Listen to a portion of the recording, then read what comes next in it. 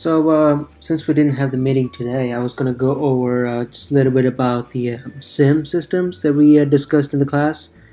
At the end of the presentation on last Monday, I kind of gave you a little bit of an overview of the AlienVault OSM, which is the open source security information management system, which is the same thing as OSM, or as you would call it, a SIM, which is SIEM, which stands for Security Information Event Management System. So all these companies that are specializing in cybersecurity and any kind of information security, basically, or any kind of enterprises, they would have what they call the SIM, or some kind of the Security Operations Center, or as a short, it's going to be SOC. So you would hear these words a lot, like you will hear SOC, you're going to hear NOC, which is a Network Operations Center. So different things, different functions. So of course we're going to focus on the SOC, which is the Security Operations Center. So basically what the SOC does, or the responsibility of SOC, is to monitor the security infrastructure for the whole organization.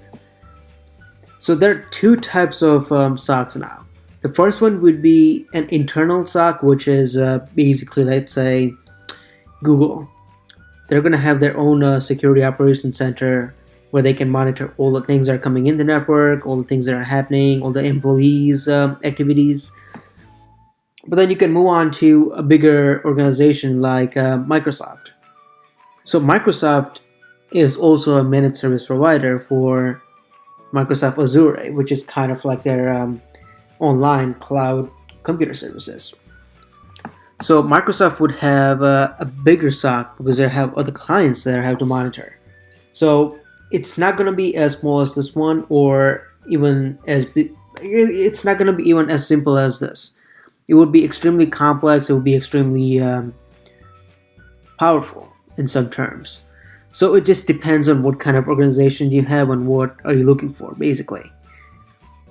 So as you can see, we're going to focus on the AlienVault SIM today, which is also open source. So you can go online on alienvault.com and go to downloads, and you can download the OSIM, which is and then you can install that on your VirtualBox. So the good thing with that is that you don't need to download any other operating system. You can just copy the ISO over to the VirtualBox, and if you go online, they have all the steps on how to do that as well. So a lot of times all these tools, what they like to call any kind of incidents is alarms. So the alarm is basically the same as your phone alarm in some sense, that it's telling you that something's happening. It's telling you that it's time to take a look at it. So as you can see, all these alarms are in a bigger organization. So as you go, you can, if you click on the alarm, so it tells you exactly what kind of alarm it is. So usually these tools prioritize everything in 3 layers. One would be like low, medium, and high. So usually the high is that any kind of malware, viruses, someone's trying to gain access to the systems. The unknown countries, let's say for example it was Russia that was trying to gain access to any United States based companies. So they would create an alert. As you can see, they have flags next to the IP address. It tells you exactly where it came from. So Ukraine, you have Netherlands. If you look at like other ones, it would tell you it was United States here somewhere, then Russia again. So it just tells you different types of information that's extremely useful for you. So the Alienware pretty much categorizes all different types of events in 5 categories. So the first one is system compromise, exploitation and installation, delivery and attack, and reconnaissance and probing, and environmental awareness. So they call these alarms by intent. So what the intent part stands for is that the attack that's happening at the moment, what is it going to do? What is it supposed to do? So it categorizes everything based on what specific virus or any type of attack is supposedly doing. So let's say you have a malware somewhere that it's going to go under a system compromise, because malwares, what they do is that they install a piece of software on your computer which accesses the internet out there to like send your information out there or just download some kind of spyware. But let's say there's a tool, they usually call it rootkit. So if you have a rootkit tool somewhere on the network, and hopefully the SIM picks up. Now when it does that, it would go under this, and reconnaissance and probing. Because what the rootkits do is that it basically gives the whole overview of the network that it's installed on, or it's rather not just installed, but rather where it's residing. So there are not that many. You can, if you like hover over these brown boxes, it also tells you like kind of what time it was, like what days, gives you an overview, so you can see when is the most activities occurring. You can also see when, like, if you look at the delivery and attack, you can see there were almost 705 attempts. And if you go down here in the system compromise on the 4 a.m., it tells you, today it tells you there were 136 events. And also tells you on the right hand side that there were malware infection, CNC communication, SI something, I'm not sure. So it also prioritizes which three were the top one as well. So let's say just pick one of these, and we're gonna click on investigate alarm right here. Let's see, if you do investigate alarm, it just kind of tells you if you use it for the first time. Malware beaconing to CNC. We'll see.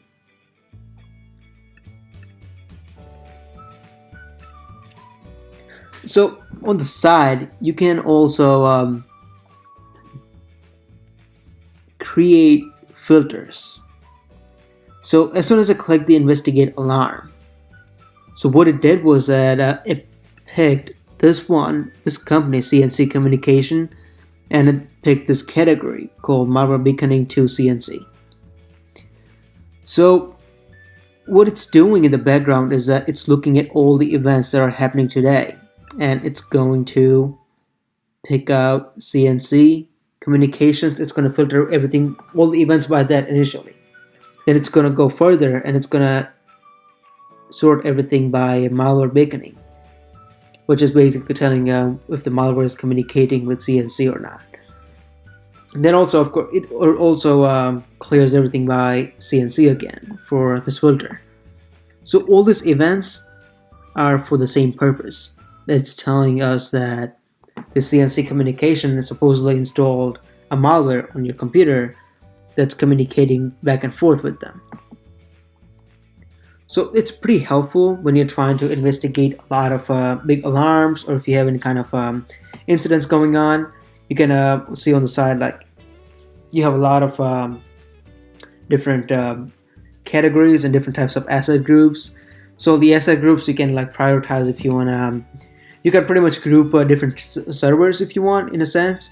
Like if you want to group all the Active Directory servers, if you want to group all the database servers, any kind of internal database, things like that.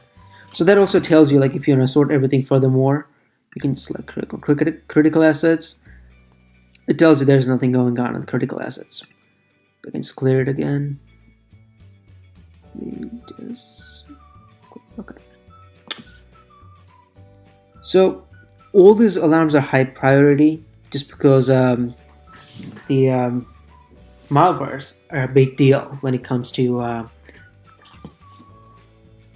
basically mitigating every kind of incidents related to malware. So the good thing with this kind of tools is that it gets the IP address. As soon as that particular IP address is touching your network, it's going to be in the SIM. So it tells you what the malware family is. So if you click on the malware family, so the AlienVault also has their own built-in threat exchange. So the threat exchange is basically crowdsourced all the malwares. So it doesn't like actually give you code for the malware, But if you click on it down here, and if it's a known malware, then it's gonna give you like steps to how to mitigate it, how many clients were affected, or like when did it kind of like became really popular at first. Also gives you the host name of the computer and the sensor. So the sensor is basically what computer is it affecting in a sense, or what computer picked up this particular malware. So the source is the IP that originated the malware. So don't forget, we're looking at communications from our system to another system that installed the malware. So the source, usually if you're looking at an event from the offensive side, this would be switched, because the source would be 159.224, 225, and the destination would be 192.168.204.223.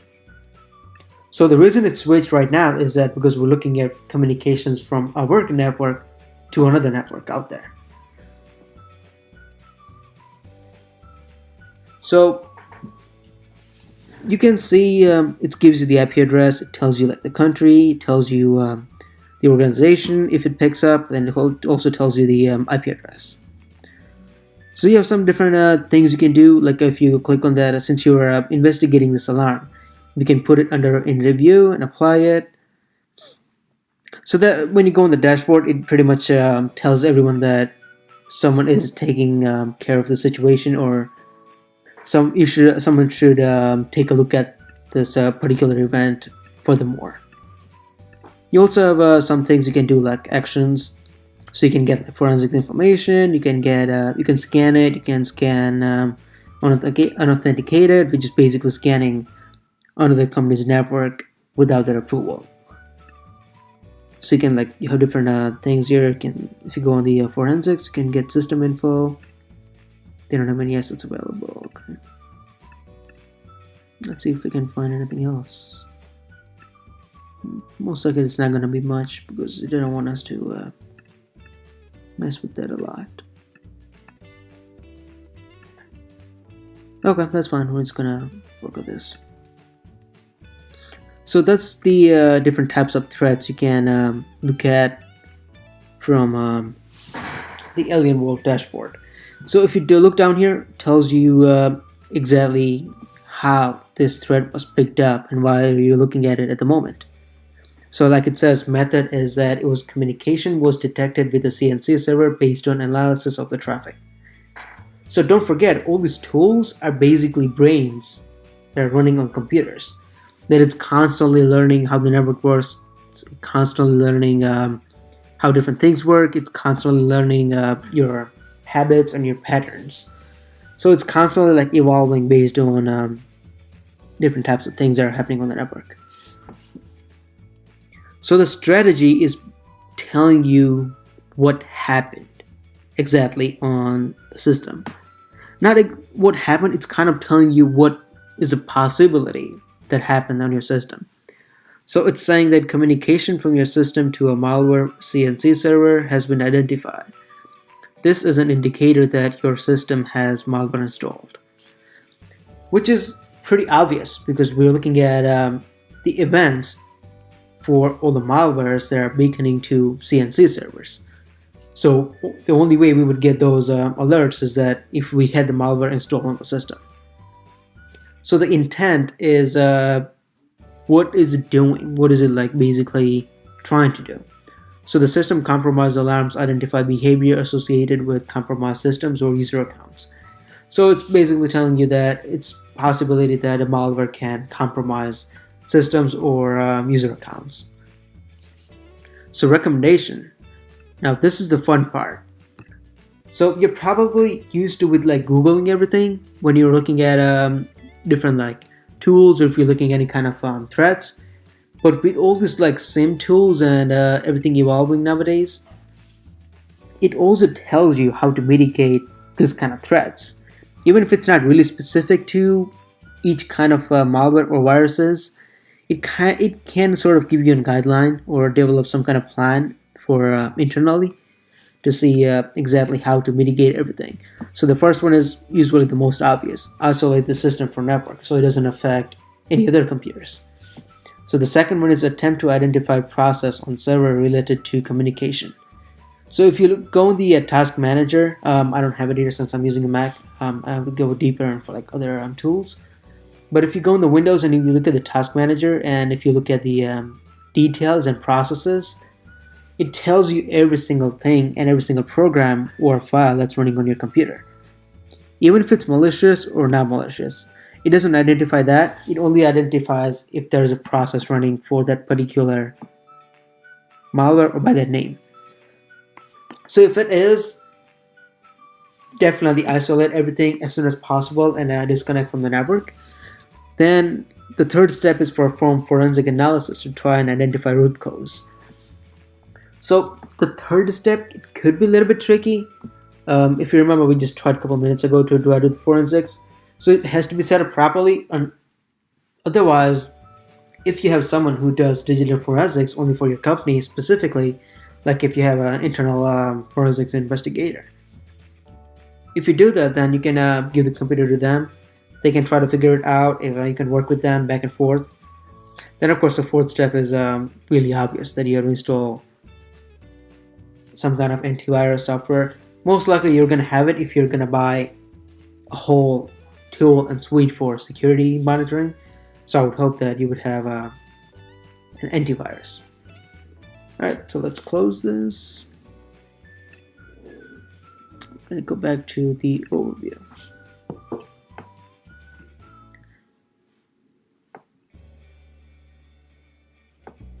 So the event data sources.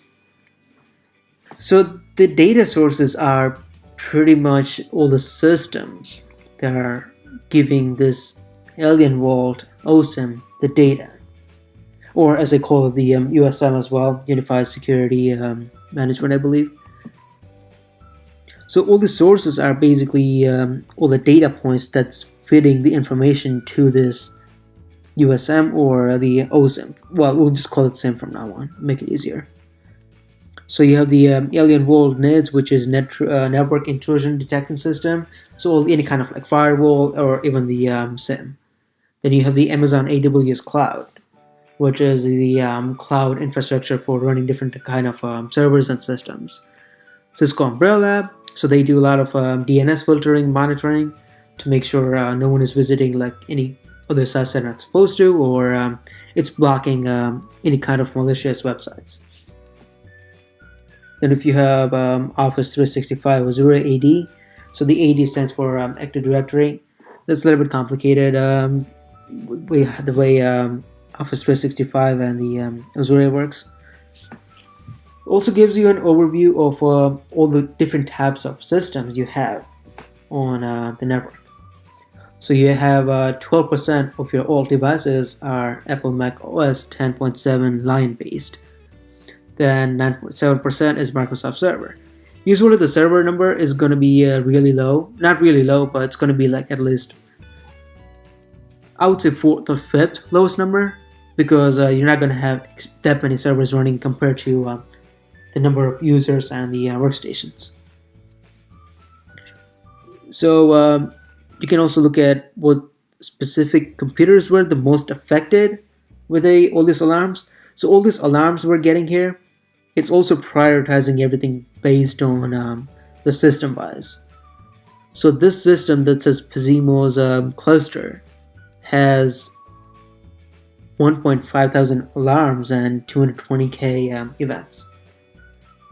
So the events are not a bad thing, because events are basically the processes that are happening in the background. Even then, you should probably take a look at it once in a while. But the alarms are the main concern, that it's causing all these issues. So if you can still see here, all the alarm statuses are open. You can see the strategy, exactly what things are happening, what methods, which is pretty useful.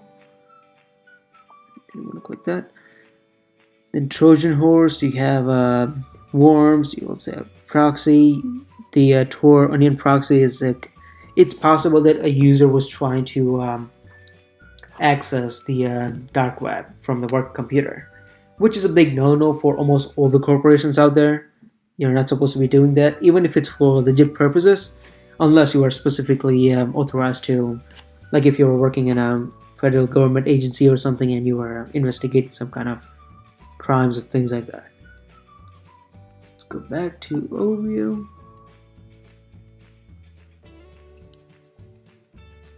Also has the small chart for trends. So like most of these things are happening between 6 to 9. And that's 8 p.m. So like usually that happens because people are leaving by 6, between like 4 to 6. So all the processes are basically syncing all the database, syncing the file server, backups, things like that. They usually start within an hour or two after everybody leaves. So that's why you can kind of see like spike in the events. But also you should probably take a look at it just to make sure that it's legit activity from IT, or is it something else. Let's look at some other things. Let's see if we can generate some kind of report. Let's see, we'll just do test report and export.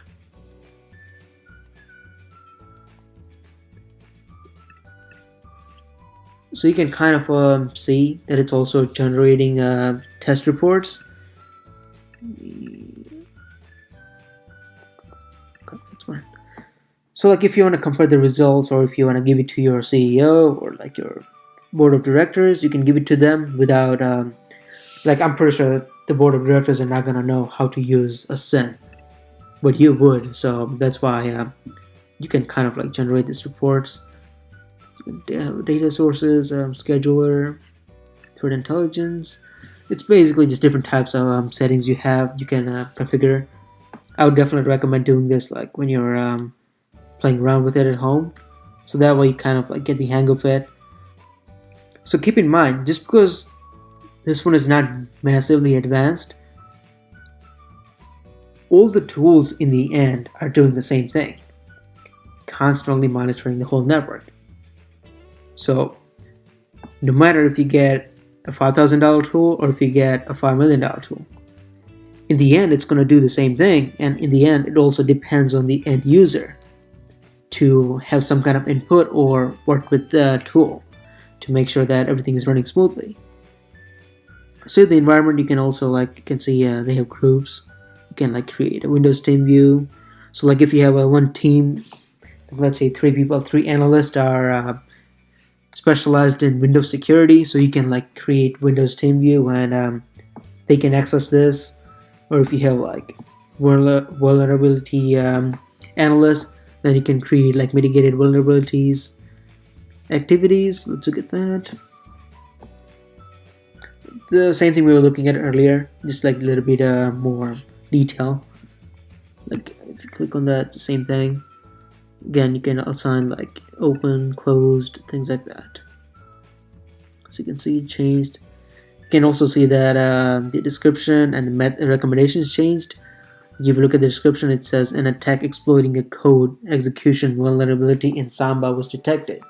This was followed by malicious activity, which is indicative of successful exploitation against Samba software. So if I'm not wrong, the Samba is kind of like a file management system in some way. I think it's for Linux. Like that's how you manage the file server.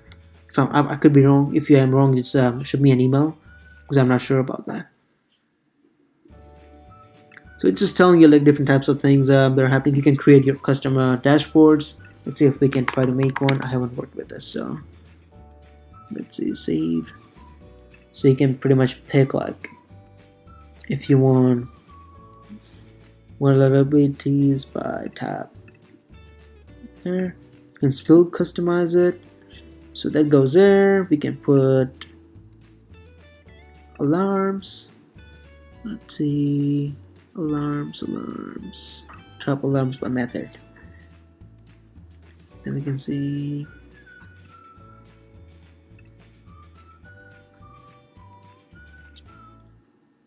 so there are a lot of like different things you can do with this. It's extremely versatile. You can customize this based on your needs. So like you can basically have it do whatever you want it to do. So there's like no specific template or no specific procedures that you have to do in order to work with this tool. You can basically make it work the way you want it to work. If you go on the NIDS, which is the Network Intrusion Detection System, so it tells you what are things happening in the network, like any kind of suspicious activities. So it sort of creates a small picture of it, like what kind of attacks are taking the most network data, or what are the most popular attacks. Like you have the Trojan, which is kind of like a backdoor into the system. You have the DNS queries. Brute force is a Windows, or it's widely used attack type to. It basically runs all your passwords against the popular databases or a repository of the passwords they already have.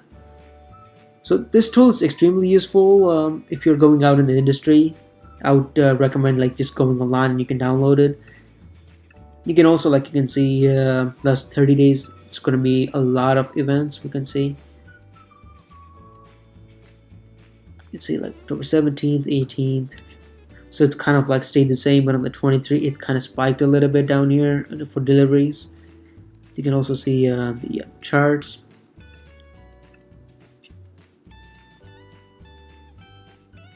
You can see like count over time, things like that. Let's see, last hour instead of 24 hours.